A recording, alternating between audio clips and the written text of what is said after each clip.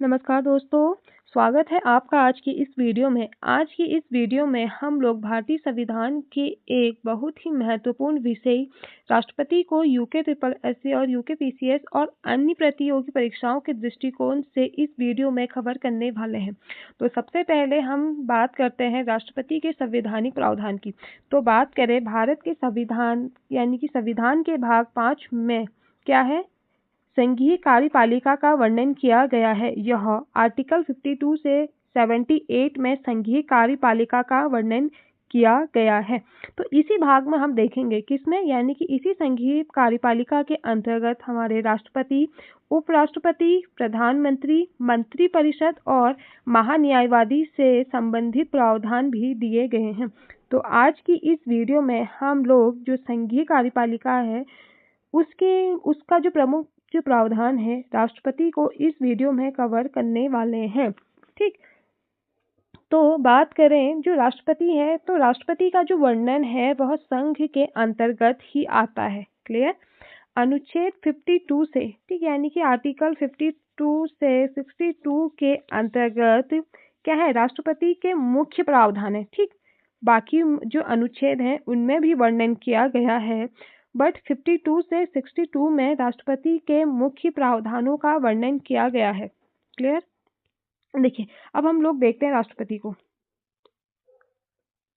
तो देखिए, राष्ट्रपति जो होता है वह क्या होता है, वह राज्य का संवैधानिक प्रमुख होता है। क्या, संवैधानिक प्रमुख होता है। यह पद संवैधानिक होता है, औपचारिक होता है, निष्पक्ष और एकता का प्रतीक है। राष्ट्रपति का जो निर्वाचन होता है वह एक निर्वाचक मंडल के द्वारा किया जाता है। क्लियर। जो राष्ट्रपति होता है वह वास्तविक कार्यपालिका नहीं होता है। ठीक, तो अगर राष्ट्रपति वास्तविक कार्यपालिका नहीं होता है तो कौन होता है, वह होता है आपका प्रधानमंत्री। जो प्रधानमंत्री होता है वह वास्तविक कार्यपालिका होता है, वहीं पे जो राष्ट्रपति होता है वह नाम मात्र का कार्यपालिका होता है। ठीक, जो राष्ट्रपति को क्यों बोला जाता है कि यह वास्तविक कार्यपालिका नहीं है, क्योंकि नहीं होता है, ठीक है, बल्कि यह मंत्रिपरिषद की सलाह पर क्या करता है, कार्य करता है। और यह आर्टिकल 74 में दिया गया है। ठीक, यानी कि आर्टिकल 74 कहता है कि राष्ट्रपति जो होता है वह अपनी जो है वह कोई भी अगर विषय है उसमें मंत्रिपरिषद की सलाह ले सकता है। ठीक, देखिए ये इम्पोर्टेंट है। ठीक, आर्टिकल 52 से 62 में राष्ट्रपति का जो मुख्य प्रावधान है उनका वर्णन किया गया है। ठीक, और वहीं पे आर्टिकल 72 में राष्ट्रपति के समाधान की शक्ति का वर्णन किया गया है। आर्टिकल 74 जो है वह मंत्रिपरिषद की सलाह के बारे में बताता है। आर्टिकल 85 जो है वह संसद का सत्र बुलाना या फिर उसे स्थगित करना उसके बारे में बताता है। आर्टिकल 111 में विधेयकों पर स्वीकृति, ठीक, इसके बारे में बताता है। वहीं पे आर्टिकल 123 जो है वह अध्यादेश के बारे में बताता है। ठीक, यानी कि आर्टिकल 123 बताता है कि राष्ट्रपति क्या कर सकता है, अध्यादेश जारी कर सकता है, बट उसके लिए भी क्या होती है, कुछ कंडीशन होती है। तो ये जो अध्यादेश है इसको भी हम एक अलग से वीडियो लेके आएंगे। आर्टिकल 143 में क्या है कि जो सर्वोच्च न्यायालय से परामर्श ले सकता है। ठीक, आर्टिकल 143 कहता है कि राष्ट्रपति किसी भी विषय में सर्वोच्च न्यायालय से परामर्श ले सकता है। तो ये है राष्ट्रपति से संबंधित मुख्य अनुच्छेद। तो अनुच्छेद 52 कहता है कि भारत में एक राष्ट्रपति होगा। आर्टिकल 53 कहता है कि जो संघ की कार्यपालिका की जो शक्ति है वह राष्ट्रपति में निहित होगी। आर्टिकल 54 यानी कहता है, जो बताता है कि राष्ट्रपति का निर्वाचन कैसे होगा। ठीक है, यानी कि राष्ट्रपति के निर्वाचन के बारे में बताता है। वहीं पे आर्टिकल 55 निर्वाचन की प्रक्रिया, 56 कार्यकाल, आर्टिकल 57 पुनर्निर्वाचन की पात्रता, आर्टिकल 58 योग्यता, आर्टिकल 59 पद की शर्तें और आर्टिकल 60 जो है शपथ के बारे में बताता है। वहीं पे आप देखोगे आर्टिकल 61 महाभियोग। ठीक, आर्टिकल 62 रिक्ति भरने हेतु चुनाव, यानी कि राष्ट्रपति का जो पद होता है किसी कारण से खाली हो जाता है तो उसको भरने के लिए आर्टिकल 62 में प्रावधान किया गया है। आर्टिकल 65 जो है वह कहता है कि उपराष्ट्रपति राष्ट्रपति का कार्य करेगा, ठीक। यानी कि राष्ट्रपति अपने पद पर या फिर अपने किसी कारणवश अपने पद से इस्तीफा दे देता है, तो उस कंडीशन में जो उपराष्ट्रपति है वह राष्ट्रपति का कार्य करेगा। आर्टिकल 70 जो है वह अन्य परिस्थितियों में राष्ट्रपति के कार्य की बात करता है। 71 चुनाव विवाद, ठीक है। यानी कि अगर राष्ट्रपति के चुनाव में किसी प्रकार का कोई विवाद हो जाता है तो इसका निपटारा कौन करता है? सर्वोच्च न्यायालय। आर्टिकल 72 समाधान की शक्ति। 74 मंत्री परिषद की सलाह। 75 प्रधानमंत्री की नियुक्ति कौन करता है? राष्ट्रपति। 77 राष्ट्र यानी कि भारत सरकार का कार्य राष्ट्रपति के नाम से किया जाएगा। आर्टिकल 78 प्रधानमंत्री का राष्ट्रपति को सूचना देना। 85 संसद का सत्र बुलाना या फिर उसे स्थगित करना, ठीक। ये हमने पहले ही देख लिए थे, ठीक। तो ये जो आर्टिकल हैं काफ़ी ज़्यादा इंपॉर्टेंट है, ठीक, क्योंकि यहाँ से क्वेश्चन बार बार पूछे जाते हैं। तो ये जो आर्टिकल है और इन आर्टिकल में क्या क्या वर्णन किया गया है ये आपको याद करना है, क्योंकि ये जो आर्टिकल है काफ़ी ज़्यादा इंपॉर्टेंट है। क्लियर? नेक्स्ट है आपका राष्ट्रपति का चुनाव, ठीक। आर्टिकल 54 से 55 इसमें राष्ट्रपति के चुनाव का वर्णन किया गया है, ठीक है। राष्ट्रपति का चुनाव कौन करता है? निर्वाचक मंडल, ठीक। और इस निर्वाचक मंडल में कौन कौन शामिल होंगे? लोकसभा के निर्वाचित सदस्य, ठीक है, राज्यसभा के निर्वाचित सदस्य, ठीक। याद रखना कि दोनों ही यानी कि लोकसभा और राज्यसभा दोनों के ही निर्वाचित सदस्य भाग लेंगे किसमें? राष्ट्रपति के चुनाव में। नेक्स्ट है, और उसी में आप देखोगे कि राज्य की विधानसभाओं के निर्वाचित सदस्य और दिल्ली एवं पुडुचेरी जो विधानसभाएं हैं उनके निर्वाचित सदस्य भाग लेंगे, ठीक। देखिए, राष्ट्रपति का जो चुनाव होता है वह निर्वाचक मंडल के द्वारा होता है। इस निर्वाचक मंडल में लोकसभा के निर्वाचित सदस्य, राज्यसभा के निर्वाचित सदस्य, राज्य की विधानसभाओं के निर्वाचित सदस्य एंड दिल्ली एवं पुडुचेरी, ठीक है।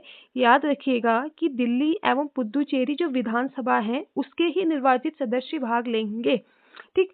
कोई भी मनोनीत सदस्य मतदान नहीं कर सकता, सिर्फ निर्वाचित सदस्य ही राष्ट्रपति के निर्वाचन में क्या करते हैं? पार्टिसिपेट करते हैं, ठीक। नेक्स्ट है चुनाव प्रणाली क्या होती है? आनुपातिक प्रतिनिधित्व, एकल संक्रमणीय मत एंड गुप्त मतदान, ठीक है। आनुपातिक प्रतिनिधित्व यानी कि राज्यों की जनसंख्या के अनुसार मत का मूल्य निर्धारण किया जाता है। एकल संक्रमणीय मत यानी कि मतदान की जो वरीयता होती है वह क्रम वाइज होती है, ठीक। गुप्त मतदान यानी कि मतदान जो होगा वह गुप्त रूप से किया जाएगा। अब बात करते हैं योग्यता, ठीक है। अगर कोई भी व्यक्ति भारत का राष्ट्रपति बनना चाहता है तो उसे कुछ योग्यताएं रखनी होती हैं, ठीक। यानी कि उसके लिए कोई योग्यताएं निर्धारित की गई हैं, जिसमें पहला है कि वह भारत का नागरिक होना चाहिए, 35 वर्ष की आयु पूरी कर चुका हो और लोकसभा सदस्य बनने की योग्यता रखता हो, ठीक है। पॉइंट नोट करेगा कि लोकसभा का सदस्य बनने की योग्यता रखता हो और किसी भी प्रकार का कोई भी लाभ का पद धारण न करता हो। बात करें कार्यकाल की तो जो इसका कार्यकाल होता है वह आर्टिकल 56 में बताया गया है कि जो राष्ट्रपति का जो कार्यकाल होगा वह 5 वर्ष होगा और यह अगर किसी कारणवश राष्ट्रपति जो होता है वह इस्तीफा देता है तो वह किसे देता है? उपराष्ट्रपति को, ठीक।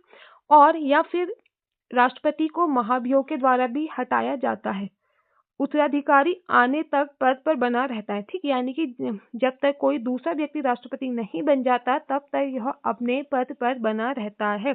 राष्ट्रपति को महाभियोग के द्वारा भी हटाया जा सकता है, बट कंडीशन यह है कि उसने संविधान का उल्लंघन किया हो। क्लियर? नेक्स्ट है शपथ, ठीक है। जब कोई भी व्यक्ति राष्ट्रपति बनता है तो उसे भारत के मुख्य न्यायाधीश जो होते हैं राष्ट्रपति की शपथ दिलाते हैं, ठीक। राष्ट्रपति बनने की शपथ दिलाते हैं।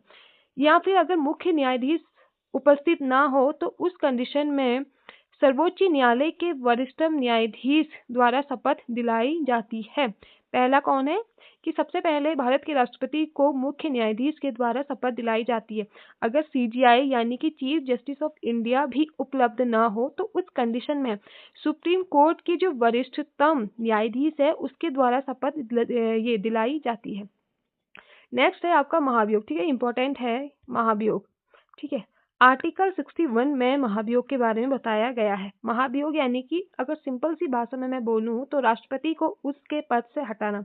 क्या यह आसान है? आसान नहीं है। ठीक, भारत के राष्ट्रपति को उसके पद से तभी हटाया जा सकता है जब उसने संविधान का उल्लंघन किया हो। ठीक, अगर वह संविधान का उल्लंघन करता हुआ पाया गया तो फिर क्या महाभियोग लाया जाता है। यह महाभियोग किसी भी सदन में लाया जा सकता है। ठीक, यानी कि किसी भी सदन में महाभियोग का प्रस्ताव लाया जा सकता है, लोकसभा या राज्यसभा किसी में भी।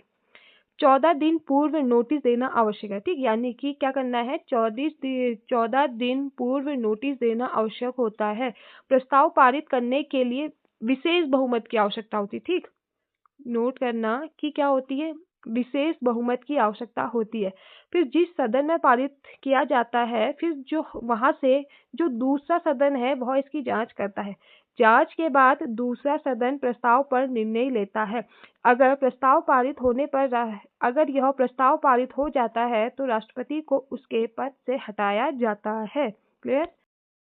अब हम लोग बात करते हैं राष्ट्रपति की शक्तियों के बारे में। ठीक, राष्ट्रपति के पास कौन कौन सी शक्तियां हैं? कार्यपालिका शक्ति, विधायी शक्ति, वित्तीय शक्ति, न्यायिक शक्ति, सैन्य शक्ति और कूटनीतिक शक्ति और आपातकालीन शक्ति। ठीक, जो कार्यपालिका शक्ति है उसमें क्या क्या इंक्लूड है आपका? प्रधानमंत्री की नियुक्ति करना, मंत्रियों की नियुक्ति करना, राज्यपालों की नियुक्ति, कैग यानी कि नियंत्रक एवं महालेखा परीक्षक की नियुक्ति, भारत के महाधिवक्ता की नियुक्ति, यूपीएससी अध्यक्ष की नियुक्ति करना, चुनाव आयुक्तों की नियुक्ति करना एंड वित्त आयोग की नियुक्ति, राज्यपालों की नियुक्ति एंड राजदूतों की नियुक्ति। क्लियर? ये सब किसके अंतर्गत आते हैं? कार्यपालिका शक्ति। किसकी? राष्ट्रपति की। क्लियर? नेक्स्ट है आपका विधायी शक्ति। विधायी शक्ति के अंतर्गत आता है संसद का सत्र बुलाना, सत्र को स्थगित करना, लोकसभा को भंग करना, संसद को अभिभाषण देना और विधेयकों पर स्वीकृति देना, और आर्टिकल 123 यानी कि अध्यादेश जारी करना। ठीक है, अध्यादेश तभी जारी किया जा सकता है जब संसद का सत्र न चल रहा हो। ठीक, नेक्स्ट है आपका वित्तीय शक्ति। वित्तीय शक्ति यानी कि देखो, वार्षिक जो बजट है वह संसद के समक्ष प्रस्तुत करवाना। ठीक, और जो धन विधेयक है, धन विधेयक जो होता है वह राष्ट्रपति की पूर्व अनुशंसा से ही प्रस्तुत किया जाता है। इसमें ही आता है आपका वित्त आयोग की नियुक्ति करना। ये सब किसके अंतर्गत आते हैं? वित्तीय शक्ति के अंतर्गत। नेक्स्ट है आपका न्यायिक शक्ति। न्यायिक शक्ति के अंतर्गत आता है समाधान, दंड स्थगन, दंड में राहत और दंड अवधि कम करना एंड दंड में परिवर्तन करना। क्लियर? और वहीं पे सैन्य शक्ति में जो है वह यह है कि जो तीनों सेनाओं का जो सर्वोच्च सेनापति है वह कौन होता है? राष्ट्रपति। कूटनीतिक शक्ति के अंतर्गत आता है कि राजदूतों की नियुक्ति करना, विदेशी राजदूतों के प्रत्यक्ष पत्र स्वीकार करना। क्लियर? अब है आपातकालीन शक्ति यानी कि इमरजेंसी पावर।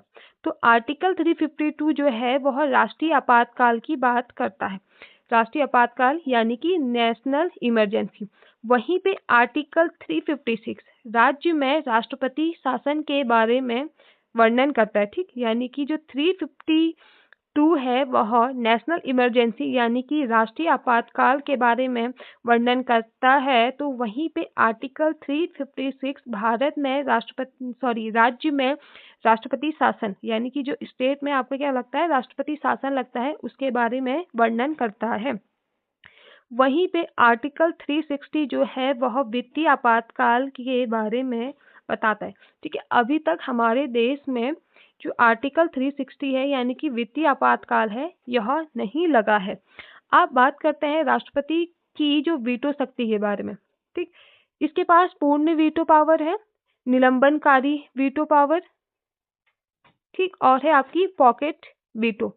पूर्ण वीटो यानी कि कब यूज किया जाता है? संविधान संशोधन विधेयक पर। ठीक है, निलंबनकारी वीटो यानी कि साधारण विधेयक पर।